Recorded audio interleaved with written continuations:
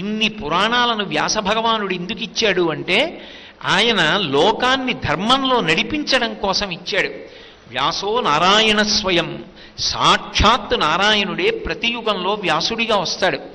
కలియుగంలో ఉండేటటువంటి ప్రజల యొక్క ఆయుర్దాయాన్ని దృష్టిలో పెట్టుకొని 4 వేదములను చదవగలిగినంత ఆయుర్దాయాన్ని మనుష్యులు పొంది ఉండరు అన్న విశేషం చేత వేదాన్ని 4గా విభాగం చేశాడు. అక్కడతో ఊరుకోలేదు, 18 పురాణములను ఇచ్చాడు. పురాణములను ఎందుకు ఇవ్వాలి మళ్ళీ ఆయన అంటే సర్గశ్చ అనుసర్గశ్చ వంశో మన్వంతరాణిచ వంశానుచరితం చైవ పురాణం పంచలక్షణం అని పురాణము 5 లక్షణములతో ఉంటుంది. మీరు ఎప్పుడూ ఒక విషయాన్ని బాగా జ్ఞాపకం పెట్టుకోవాలి. పురాణము చరిత్ర కాదు, పురాణము ఇతిహాసము. ఆ విశ్వాస బుద్ధితో ఎవడు పురాణాన్ని చదువుతాడో వాడికి ధర్మమునందు పూనిక కలుగుతుంది. కాదండి పురాణం అంటే చరిత్ర అనుకుంటే దాని వలన పూనిక కలగదు. చరిత్రకి పురాణానికి ఒక తేడా ఉంటుంది. శ్రీకృష్ణదేవరాయల వారు ఎక్కడ పుట్టారు, ఎవరికి జన్మించాడు, ఎలా రాజయ్యారు, ఎంతకాలం పరిపాలన చేశారు, ఆయన పరిపాలన ఎందుకు స్వర్ణయుగము అని కీర్తింపబడింది, రాయలవారు ఎప్పుడు శరీరాన్ని విడిచిపెట్టేశారు, ఇది మాత్రమే చెప్తే చరిత్ర కాదు.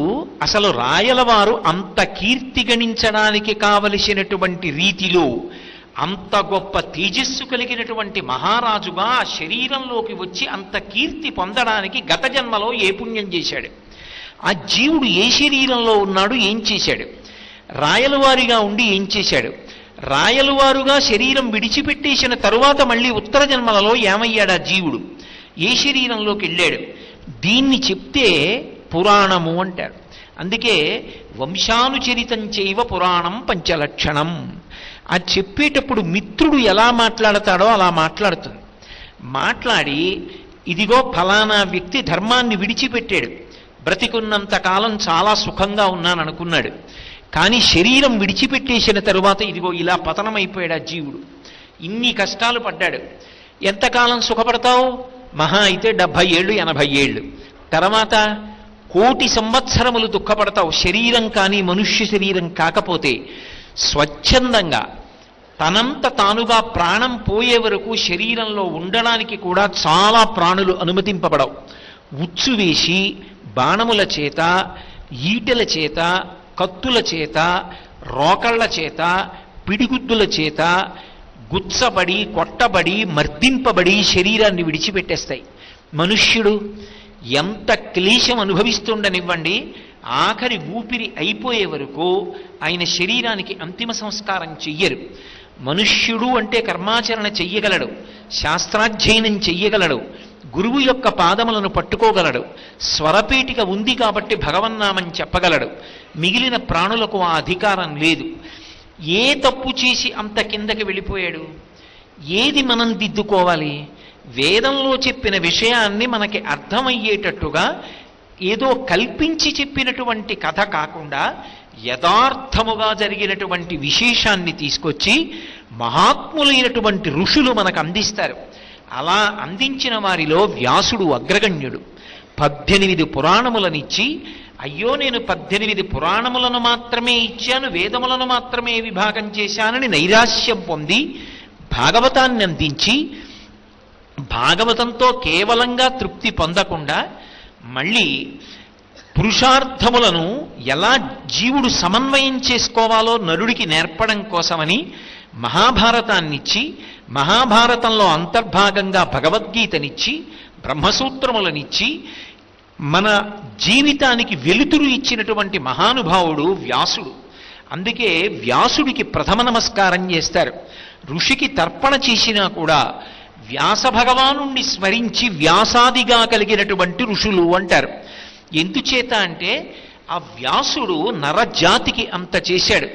అందుకే ఆ వ్యాసుడికి మనుష్య జాతి రుణపడింది. వ్యాసుడెవరో కాదు, నారాయణుడే ప్రతి యుగంలో వ్యాసుడిగా అవతార స్వీకారం చేస్తూ ఉంటాడు.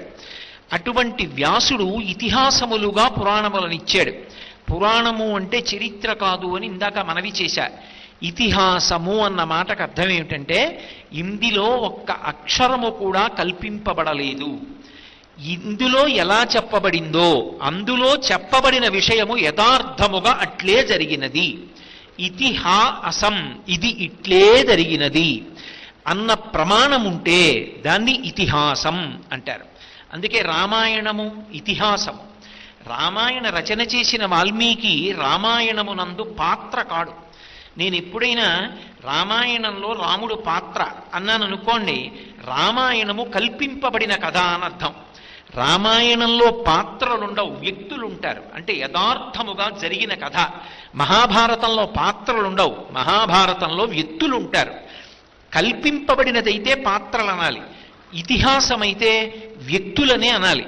అందుకే రచన చేసిన వ్యాసుడు మహాభారతంలో అంతర్భాగం, రామాయణ రచన చేసిన వాల్మీకి రామాయణంలో అంతర్భాగం. భాగవతాన్ని ఆంధ్రీకరించినటువంటి పోతన గారు భాగవతాన్ని ఆంధ్రీకరిస్తున్నప్పుడు ఆయన పొందినటువంటి అనుభవాలకి సాక్షి, ఆయన అందులో ఒక వ్యక్తి. కాబట్టి అవి కల్పింపబడి ఇచ్చినటువంటివి కావు.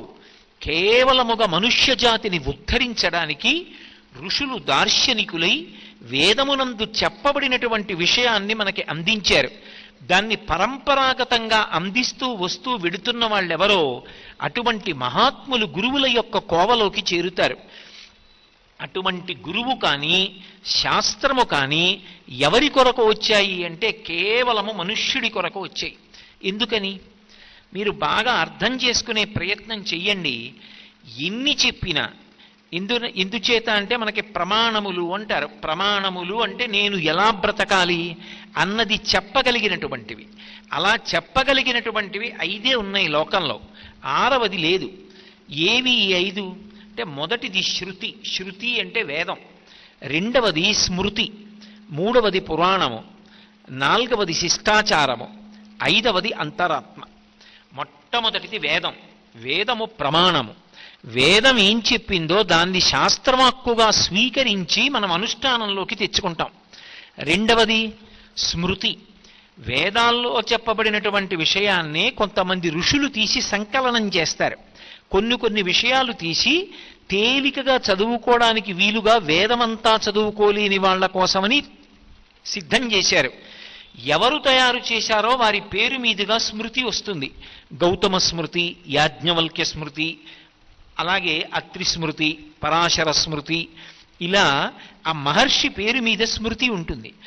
శృతేరివార్థం స్మృతిరన్వగచ్చత్ అంటాడు కాళిదాసు. ఆవు వెంట దూడ ఎలా వెడుతుందో వేదంలో చెప్పబడినటువంటి విషయం వెనకాతల స్మృతి అలా వెడుతుంది. అందుకే శృతి మొదటి ప్రమాణం. శృతి తర్వాత 2వ ప్రమాణం స్మృతి. స్మృతి తర్వాత 3వ ప్రమాణం పురాణం. ఎందుకంటే వేదంలో స్మృతిలో చెప్పినది ఏదో దాన్నే పురాణంలో భూతద్దంలో చూపించి చెప్తారు. యథార్థముగా జరిగిన విషయాన్ని వర్ణించి చూపిస్తారు కాబట్టి మనసులో నాటుకుంటుంది. 4వది శిష్టాచారం. అంటే పెద్దలైన వాడు ఎలా ప్రవర్తిస్తారో అదే ప్రమాణం. 5వది అంతరాత్మ. లోపల నుంచి అంతరాత్మ ఎప్పుడూ మాట్లాడుతుంటుంది. ఆ అంతరాత్మ ప్రబోధం ఒక ప్రమాణం. ఇందులో 5 ప్రమాణములను పాటించడం అన్న మాట ఉండదు. అందరూ పాటించవలసినటువంటి ప్రమాణం వేదం. ఎందుకని అంటే వేదము ఈశ్వరుని యొక్క వాక్కు. నాకు నా వాక్కుకి తేడా ఉండదు. కారణం, నా వాక్ అంటే నా ఊపిరి. నేను ఊపిరి తీస్తే కదా మాట్లాడగలను. ఊపిరి తీయనప్పుడు ఎక్కడ మాట్లాడలేను. ఊపిరి తీసి ఊపిరిని వాక్కుగా వ్యయం చేస్తాను. వేదము ఈశ్వర ప్రోక్తము, ఈశ్వరుడి చేత చెప్పబడింది, అపౌరుషేయము, అది ఎవరి చేత రచింపబడలేదు.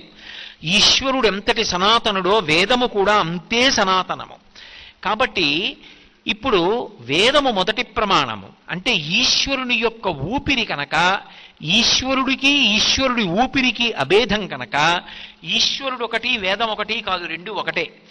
వేదమునందు ఏం చెప్పబడిందో అది ప్రమాణం. ఏది ప్రమాణం అండి అంటే నా బుద్ధికి తోచి నేను చెప్తే ప్రమాణం అవదు. వేదం ఇలా చెప్పిందండి అంటే ప్రమాణం అవుతుంది. ఒకవేళ వేదం అక్కడ చదువుకున్న వాళ్ళు ఎవ్వరూ లేకపోతే అప్పుడు స్మృతి తెలుసున్న వాళ్ళు చెప్తే ప్రమాణం. 3వది శృతి స్మృతి కూడా లేకపోతే, ఆ 2 కూడా తెలిసిన వాళ్ళు లేకపోతే పురాణము ప్రమాణము. అప్పుడు పురాణం చదువుకుని పురాణంలో ఏం చెప్పబడిందో దాన్ని ప్రమాణంగా తీసుకుంటారు. నాలుగవది శిష్టాచారం. వేదం చదువుకున్న వాళ్ళు లేక, స్మృతి చదువుకున్న వాళ్ళు లేక, పురాణం చదువుకున్న వాళ్ళు లేకపోతే పెద్దలైన వారు, మంచి నడవడి కలిగినటువంటి వారు ఎలా ప్రవర్తిస్తారో అలా మనం ప్రవర్తించాలి. శిష్టాచారం ప్రమాణం. అసలు ఆ శిష్టాచారం అంటే మంచి ఆచరణ కలిగినటువంటి పెద్దలు కూడా సమాజంలో లేకపోతే అప్పుడు అంతరాత్మ ప్రబోధం.